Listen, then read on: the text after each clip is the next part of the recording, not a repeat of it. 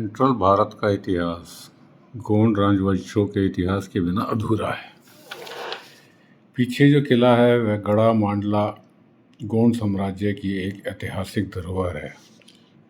गोंड राजवंशों में 4 प्रमुख राजवंश हुए हैं, जिसमें गढ़ा मांडला सबसे प्रमुख था और इसकी स्थापना 15वीं शताब्दी में राजा जादूराई द्वारा कलचुरी राजाओं को परास्त कर की गई थी। यह महल गढ़ा मांडला मोती महल के नाम से जाना जाता है, जिसे 3 तरफ से मार्स और नर्मदा अपनी सुरक्षा देती है।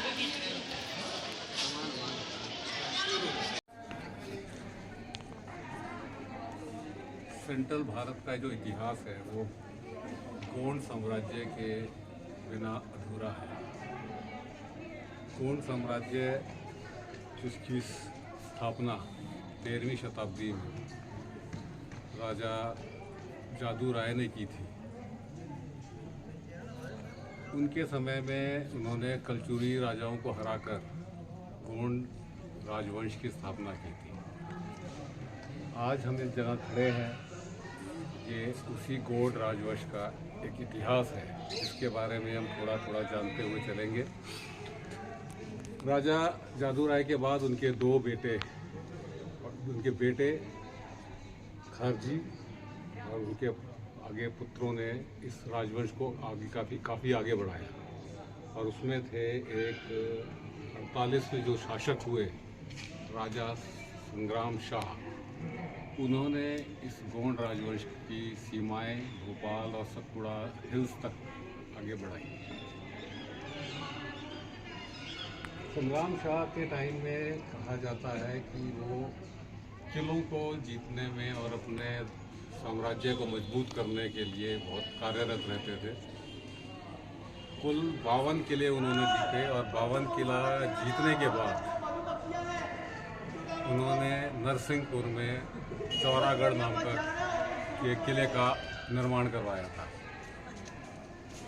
उनके समय में इनकी राजधानी हुआ करती थी सिंघोरगढ़।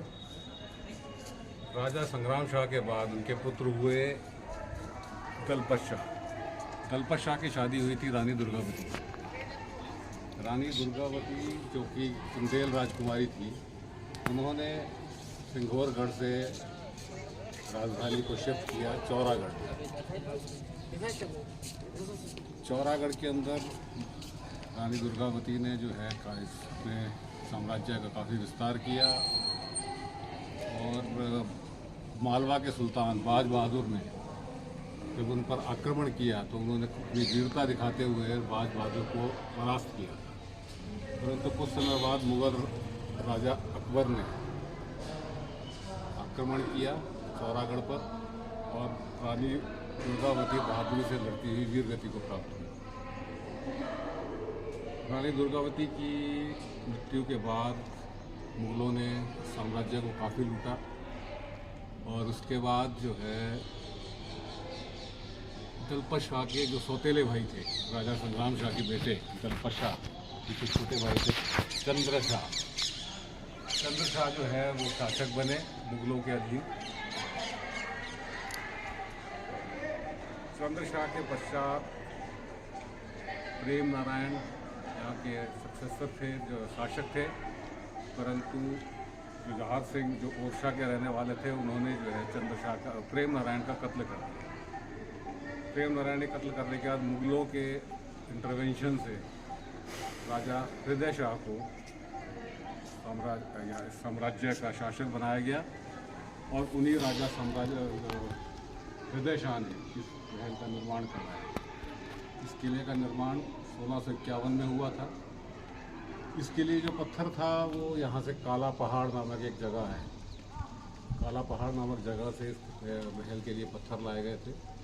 कहानियाँ बहुत हैं कि राजा हृदय शाह जो थे एक तांत्रिक थे, उनके पास काफ़ी दैवीय शक्तियाँ थी, तो उन्होंने वो काला पहाड़ में जाते थे और वहाँ जाकर वो पत्थरों को आदेश देते थे और वो पत्थर उड़ के आते थे। और ये महल किला जो है ये बना है 2.5 दिन में। और ये देखते आगे क्या है, ये जो जगह है ये असल में थोड़ा दूर से इनके नाम इस पर लिखे हुए थे, परंतु अंग्रेज़ों को लगा कि शायद इसके अंदर किसी खजाने का रहस्य है, तो उन्होंने इसके ऊपर इसको पढ़ने की कोशिश की, पर जब समझ नहीं आया तो उन्होंने इसके ऊपर जो है ये गोला मार के इसको खंडित करने की कोशिश की, जिससे किसी और को भी ये राज ना पता चले। राजाओं के रानियों के महल थे। इसके अंदर आपको बाद में दिखाएंगे।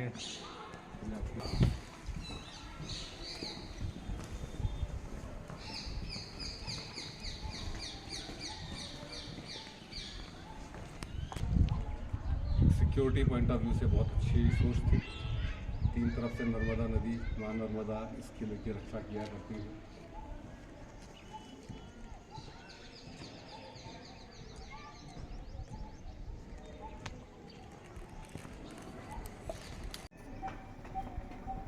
तो दिखाना चाहते हैं।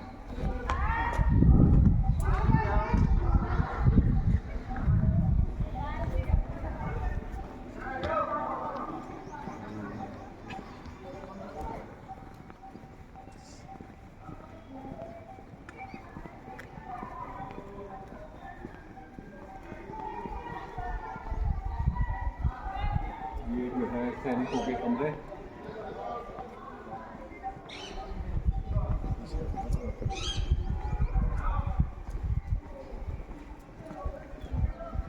ये एक शिलालेख है जो कि इसके ऊपर के 54 गोंड शासक हुए थे, उनके नाम इस पर लिखे हुए थे। परंतु अंग्रेज़ों को लगा कि शायद इसके अंदर किसी खजाने का रहस्य है, तो उन्होंने इसके ऊपर इसको पढ़ने की कोशिश की, पर जब समझ नहीं आया तो उन्होंने इसके ऊपर जो है ये गोला मार के इसको खंडित करने की कोशिश की, जिससे किसी और को भी ये राज ना पता चले।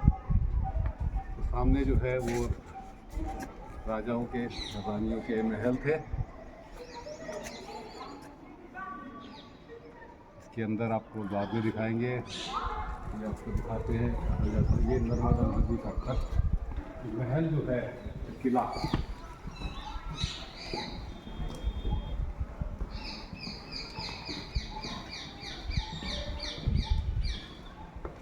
एक किला बना है नर्मदा नदी के तट पर। तीन तरफ से नर्मदा नदी ने इसको घेरा हुआ है, जो कि एक स्ट्रेटेजिक पॉइंट ऑफ व्यू से, सिक्योरिटी पॉइंट ऑफ व्यू से बहुत अच्छी सोच थी। तीन तरफ से नर्मदा नदी, माँ नर्मदा इस किले की रक्षा किया करती थी।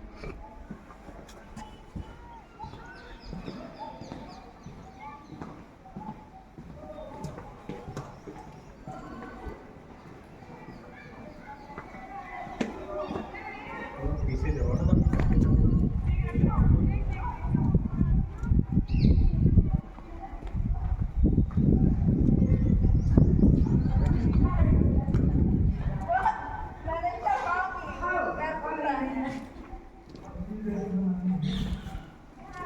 सीधा है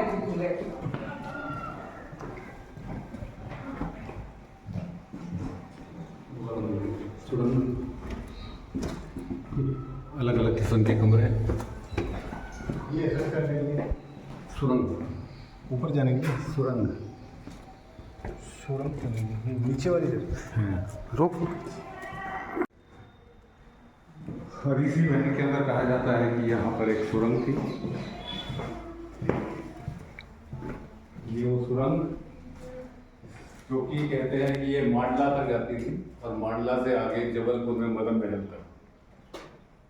लेकिन किसी प्राकृतिक आपदा में जब बिजली गिरी, इससे पूरा रास्ता भी बंद हो गया, और कहा जाता है कि केवल इसी इलाके में, पूरे इलाके में केवल इसी जगह पर ही बिजली गिरी। ये कुछ अनोखे रहस्य इसके साथ जुड़े हुए।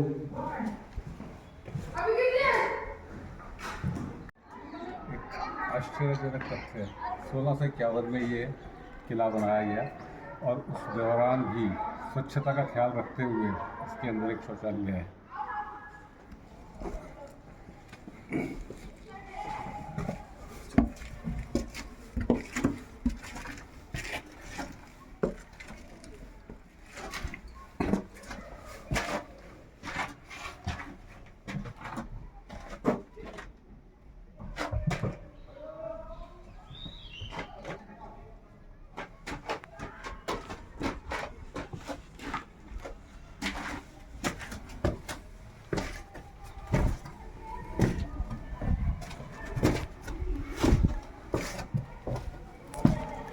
और इस प्रकार के जो शौचालय है वो केवल एक ही नहीं है, पूरे किले में जगह जगह पर इस प्रकार के शौचालय बने हुए हैं, जो कि बात हम कर रहे हैं 1651 की।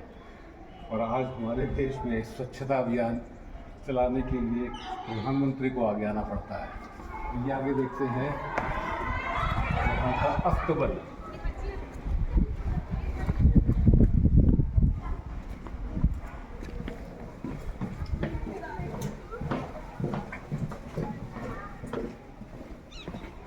ये है यहाँ का अस्तबल, यहाँ पर घोड़े बंधे होते थे और घोड़ों के खाने के लिए जो भूसा वगैरह होता था उसको रखने के लिए बाकायदा इस प्रकार की जगह बनी होती थी, जिसके अंदर उनके लिए भूसा इत्यादि रखा जाता था।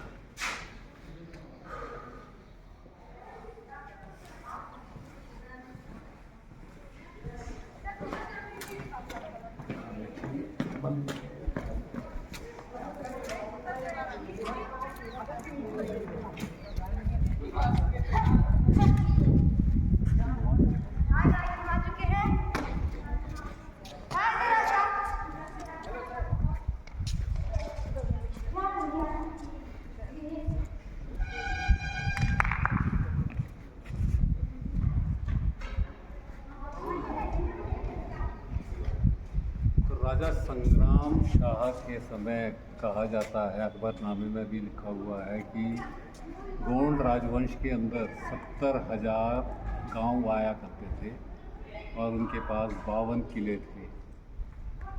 लेकिन हृदय शाह के बाद धीरे धीरे गोंड राजवंश का पतन होना शुरू हुआ। मराठाओं के लगातार आक्रमण के कारण धीरे धीरे जो किले एक ज़माने में 52 होते थे वो धीरे धीरे 52 से 29 ही रह गए थे। और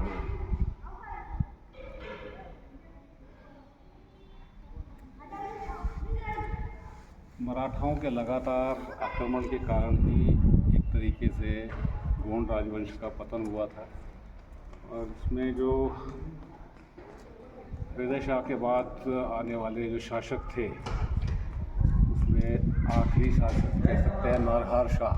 नरहर शाह जो है उन्हें मराठाओं ने 1781 में पराजित किया था। और पराजित करने के बाद इस गोंड राजवंश जिसका लगभग सारा हिस्सा उनके अधीन चला गया था। 1817 की थर्ड एंग्लो मराठा वॉर के अंदर ये ब्रिटिशर्स के अंदर आ गया और 1818 में उन्होंने इसको अपनी टेरिटरी बना लिया। 1857 के पहले स्वतंत्रता संग्राम में जो शंकर शाह और मधुकर शाह उनके पुत्र जो कि गोंड राजवंश के थे परंतु ब्रिटिशर्स के पेंशनर थे, उनको जबलपुर के अंग्रेज रेजिडेंट को मारने के प्लॉट के षड्यंत्र के लिए गिरफ्तार किया गया और उन्हें तोप के मुंह से लगाकर उड़ा दिया गया। और उसी के साथ ये गोंड राजवंश समाप्त हुआ। ये वो गवाह है, ये जगह वो गवाह है उस गोंड राजवंश के उत्थान की और पराभव की।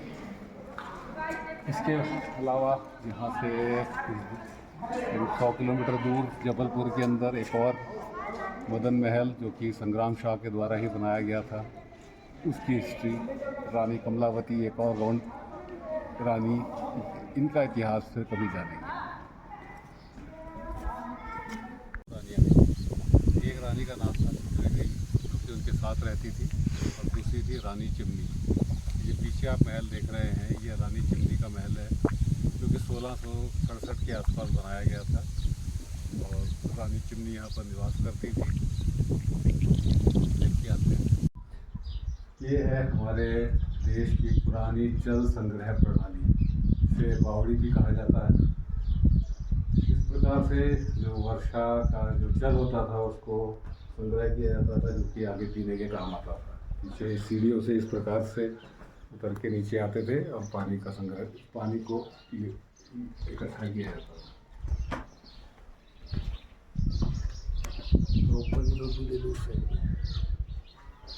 ये है रानी चिमनी का महल, बेगम महल।